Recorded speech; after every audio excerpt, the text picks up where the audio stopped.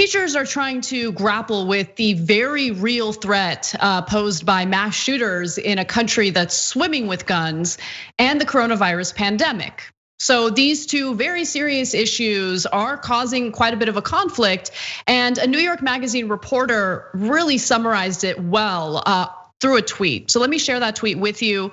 He writes that just heard from a teacher friend prepping for the school year. They've been told they can't leave classroom doors open to promote better air circulation because that would circumvent the school's automatic locking system that's in place for active shooter situations. So look, this active shooter situations have been a very serious problem in the country. And when the pandemic began, there was a gun buying spree in the United States. And I wanna share some of those numbers with you before you jump in, Cenk. So for instance, Fox Business actually reported months ago that gun sales in April of this year spiked more than 70% from the previous year with the purchase of more than 1.7 million firearms. 1.7 million firearms were purchased in the United States in April, okay? And this is after we already had a problem with mass shooters in this country.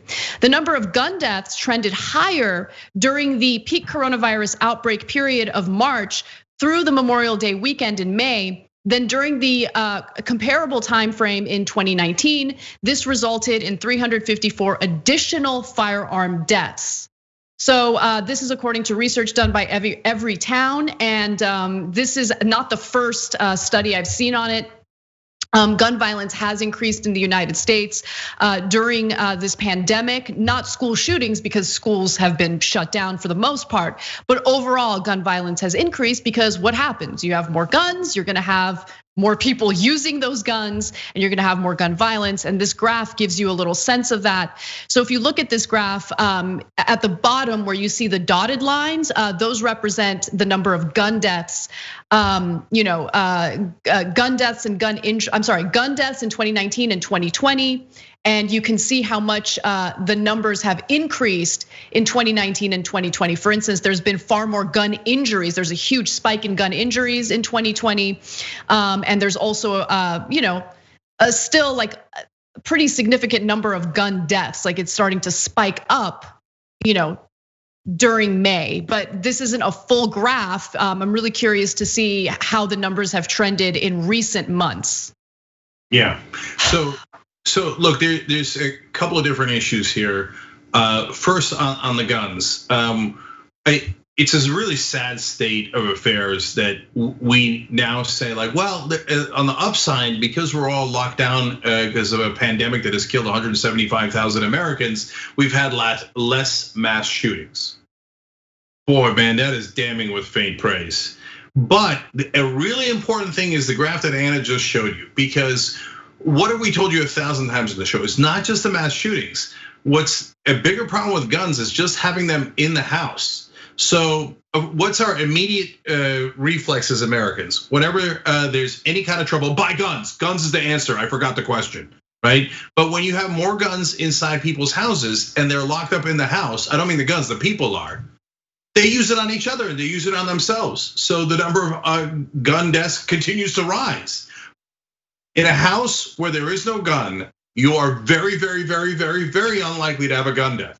In a house where there's a gun, you're far more likely to have a gun death. Every chart, every fact, every stat shows that.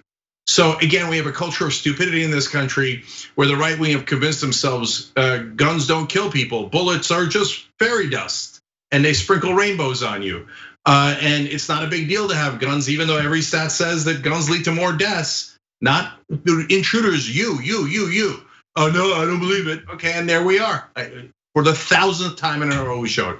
But that story about how the schools can't do enough circulation and open the doors during coronavirus because they're worried about mass shooters. I mean, that is the perfect description of America in 2020. And guys, we've become a third world country. We're dead last in coronavirus deaths in terms of how we've treated this pandemic. And we're worse than every third world country. So how did we get here? We got here through two things. One is the right-wing culture of stupidity that celebrates dumber and dumber presidents. Reagan, not dumb enough. We go to Bush. Oh my God, he's incredibly dumb. Not dumb enough. Let's go dumber. Let's go to Trump. And today, after seeing his monumental stupidity for 5 years straight, 35 to 40% of the country is giddily ready to vote for him. Can't wait. Okay, so that's number one. And the other two is the monstrous establishment. And they just think like, hey, we got a boogeyman here in Donald Trump, so we have no responsibility. No, you didn't pass a single law regulating guns. Not a single law. For what, how long now? 2 decades? Why? Oh, money. I want the money. The Republican Party wants the money from the NRA. Remember, the Democratic Party used to take the money from the NRA. But they don't challenge the Republicans for taking money from the NRA because the Democratic Party takes money from oil companies, bankers, healthcare companies. It's the corruption, stupid. How much do we have to devolve? How much do our kids and our parents have to die before someone in this country goes, enough with the corruption and the stupidity. For God's sake, let's do reform. Thanks for watching The Young Turks, really appreciate it. Another way to show support is through YouTube memberships. You'll get to interact with us more. There's live chat emojis, badges.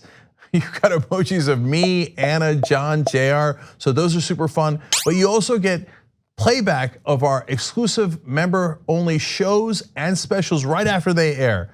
So all of that, all you gotta do is click that join button right underneath the video. Thank you.